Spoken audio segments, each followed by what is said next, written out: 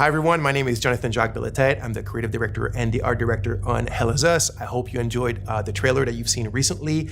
Today we're back in the spotlight. We're going to show you a bit of gameplay, a bit more than what you've seen in the trailer, and I hope that you will enjoy this part greatly. All right, so let's start with the basics. So Hell Is Us is set to be released in 2025.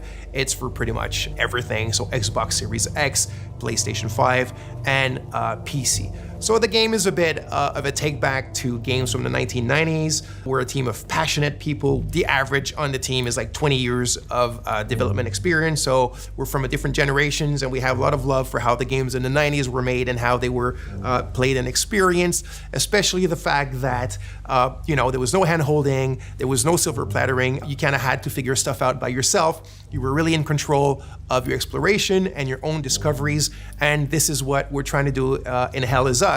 Obviously with modern flair and kind of like modern knowledge of game design and whatnot, but very much put you back in the driver's seat of your experience and of your exploration, and then the result and the joy of your discoveries. So Hell Is Us takes place in a country called Hadia. Hadia is in the grips of a vicious civil war. You play the role of Remy. Remy is actually from Hadia. He was born there, but his mom smuggled him out at the age of 5, like it sometimes happens in those countries. And what I mean by that is Hadia is a hermit state, is a turtle state. It's completely closed off on itself. Nobody goes out, nobody comes in. And that's why Remy's mom decided to smuggle him out so he can have a better life. He grew up in the foster home system, or the foster system in Canada. He's always wanted to come back to Hadia. He wants to find his parents again. He wants to kind of like confront them. He's got a lot of questions for them. He understands why they abandoned him, but yet, abandonment is pretty much the biggest trauma that a child can have.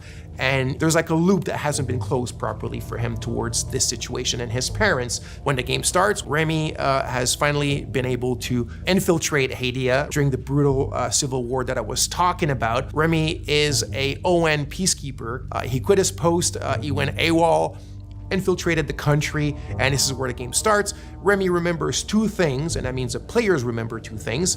It's that his village of birth was called Jova, and his father was the blacksmith of Jova. Those are the only clues you begin the game with, and these are the only clues that Remy also know. So equipped with this knowledge, with these clues, you begin the game and you try to find your way to Jova. You must be lost to wander around Sinedra Forest. I'm afraid I have very little to offer.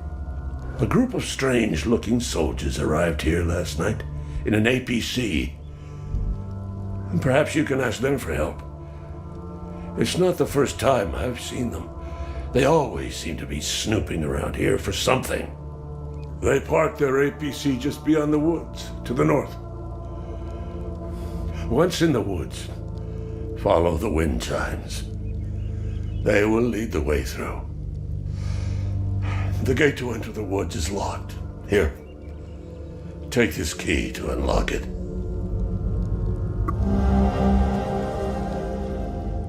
Okay, so let's talk about this design philosophy that I've mentioned earlier, which is, I said the word silver plattering, is something that I had been thinking about for quite a few years, and the team as well, which is, if you look at modern day or contemporary adventure games and RPGs, pretty much everything is given to you on a silver platter. What I mean by that is when you explore, everything appears in front of you. You have your compass on top of you that's like a sixth sense, like a magical sense that detects, all the caves and all the cool stuff around you and the towers and this and whatnot. It just appears magically. And you have your map, and you have your mini map, and you have your quest markers, and you have your objective markers, and you can drop your own markers, and you have your quest journals, and it just never ends. And if you think about it, what happens with that is that you're not truly exploring. You're just kind of like flying by wire, and when you find something, it's not really your discovery. It was kind of handed to you on a silver platter. So what you're looking at now is we're having a discussion with a bloke named Ernest Cadell. He's telling us certain information, and then he tells us it's quite far. You need to hitch a ride.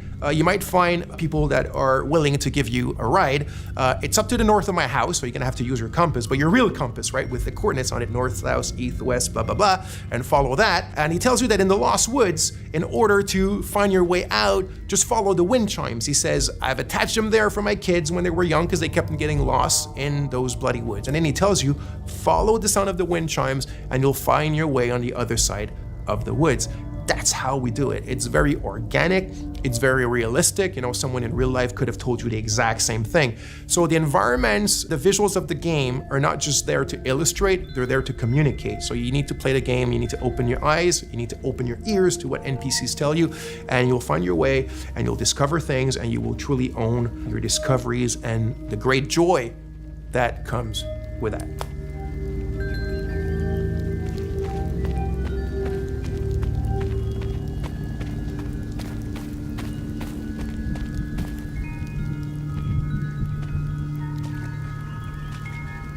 So here's another scene or another section that could be considered part of our player plattering philosophy. So here's a puzzle, and there's obviously a solution to the puzzle, but nothing eventually is going to tell you, you know, if the player ends up kind of like taking a bit of time to find a solution.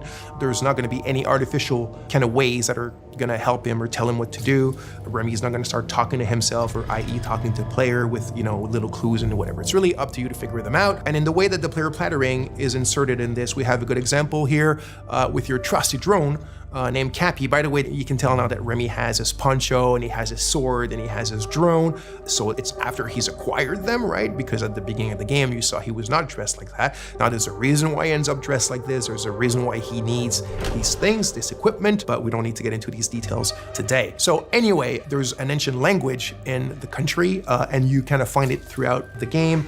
And the drone has a software, one of his many softwares, and this specific one can translate the ancient language. So this puzzle, the way that it works, you need to kind of like explore and observe your environment around this specific puzzle in order to find the clues on how to solve it. You need the drone, your trusty Cappy, his name is Cappy, also there's something behind that of course, and you translate those old texts. It gives you little passages of a poem or a psalm or something like that, and through what they tell you and the order in which they seem to have to be pieced back together, you find your clues on what this puzzle does and how to solve it. So again, the players are kind of like just led to their own devices, but things are there, the answers are there, and you have to explore. And again, I repeat it, you have to open your eyes and open your ears, and you'll figure it out.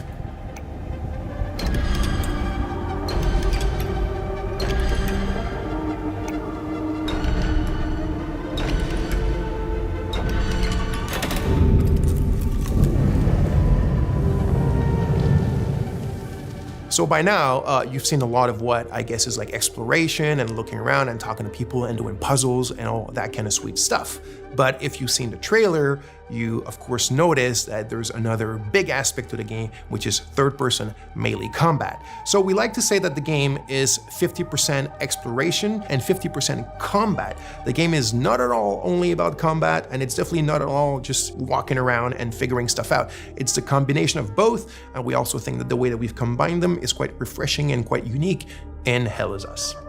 So, like I said, combat is an integral part of the game. I do want to emphasize now that we're not a Souls-like game. The game is a lot more mid-core. It's have fun, get in it, and hack and slash. It doesn't mean it's easy. It's not overly hard. There's a learning curve, there's subtleties, there's little things that we've invented just for the flair and the flavor of Hell Is Us. It's very crunchy. I think the friction is pretty good, and I hope you'll enjoy it. So there's a wide variety of enemies in the game. So we have kind of like the more common enemy type, which we call the Hollow Walker. So it's these kind of humanoid, bipedal, white enemies that you can see here with the holes in their faces and their chests and whatnot. So obviously there's a reason why they're called Hollow Walkers, and there's different types of them and different kind of tiers of strength and powers. But when you're facing pretty much the biggest threats in the game, it's what we call like a dual entity. So it's like a Hollow Walker has a haze inside of it. So it's when the haze is present. I'm not going to get into the details right away of what the haze represents. It's all part of the lore and what you will figure out in the game. But when you're facing a combo like these dual entities, and it can go to like 3 of them, 4 of them, there's the herders, there's the fervents, and different types like that. But that's when you really need to master the combat system. That's when you start having to use all the tools and techniques at your disposal. The drone has tons of skills to upgrade it, and the drone is very much your little sidekick to help you in fighting multiple enemies at a time. He's not a sidekick in the sense where he talks and he has an AI. He's very much a drone that has its own protocol to do this crowd management during the combat. So you have your different weapons, you have your limbic skills, attack to weapons, which is basically you consider as your magic, even though in the game it's not considered magic, there's kind of like a scientific base to them. But that's when you really need to master all the little subtleties of the combat system, use all the tools in your arsenal and at your disposition, and get in the melee with these kind of dual or triple or quadruple entities and being able to manage them and be victorious. So like I mentioned, here specifically, you can see a combat against a limbic entity that has multiple hazes attached to the Hollow Walker. That's when it gets really complex, it gets very overwhelming because you're alone, but you got your trusty little Cappy. So you need to use its skill. So for example, Cappy has a skill where you can distract an entity, either a haze or a Hollow Walker. You can use the forward charge, which is one of my favorite. You also have the Typhoon. You have the super dash skill, which is another one of my favorites. So you can start dashing sideways, forward, backwards, really, really fast. It gives you like this Japanese action game style. And then you also have your limbic skill. So you need to find the glyphs in the game and you need to attach them to your weapons. And this is when you start getting powers that come from these weapons that allow you to take care of these enemies in much more powerful and kind of like impressive ways. That's when the VFX and the sound effects all come together and give you this combat bang that we all like and love. Okay, so now let's take a little pause from the combat and let's go back to the investigation and the exploration. So, like I said, there's no silver plattering. There's none of these kind of like fly-by-wire. It's up to you to figure out what your kicker is. What I mean by kicker is what you're supposed to achieve at this specific moment, what you're actually looking for, where to look for it, and how to look for it, right? Remy and the players are at a ratio of information which is 1-1. It's in Akasa Marshes. It's quite a ways from here. So one of the tools that we're providing you to still kind of help you a bit and manage this 1-1 kind of like knowledge ratio is your data pad. Think of it as a bit your investigation wall if you want, but in a digital 90s format. So your clues, your leads, the important people that are related to your investigation, trying to find your parents and a lot more eventually, are all stored here. They're linked together by the relationships, and now it's up to you to go and investigate about them.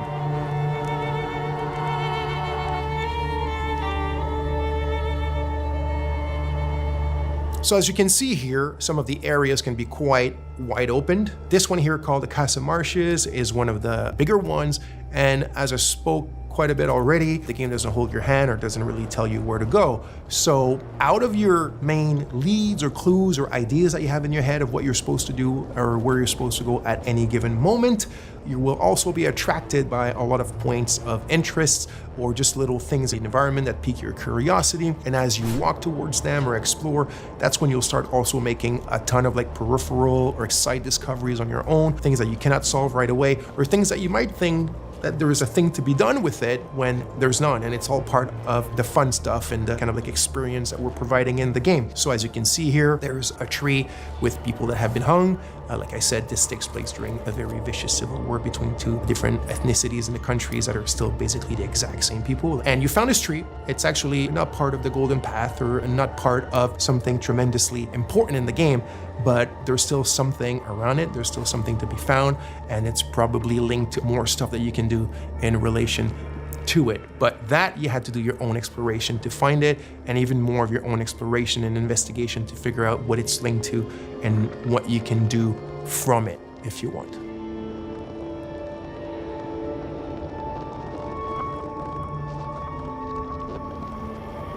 So here we are in a dungeon in the game. So yes, the game has dungeons. This was really important to us. Like I said at the beginning, there's a bit of a love letter to games from the 90s, but one of the challenges was the game takes place in a contemporary setting. The game takes place in 1993, and yet we still wanted dungeons in the game, and I didn't want the dungeons to take place in an abandoned metro station or, you know, in an abandoned factory because it's the modern era. I still wanted the dungeons to be very ancient things. And this brings us to another really important aspect of the game, or one of the very important themes of the game, which is history, historicity, deep history. So history that goes even before history. So there's a lot of mysteries and a lot of lore, and the origin of what's going on in the country and the link to the Civil War is all tied to that deep history and also what has happened since. I won't get into too much details because that will be part of another video for you guys, but you can see a bit of it here, and it shows you the varied palettes and moods and atmospheres that we have in the game, which also I think is something quite interesting and unique that we're doing in Hell Is Us.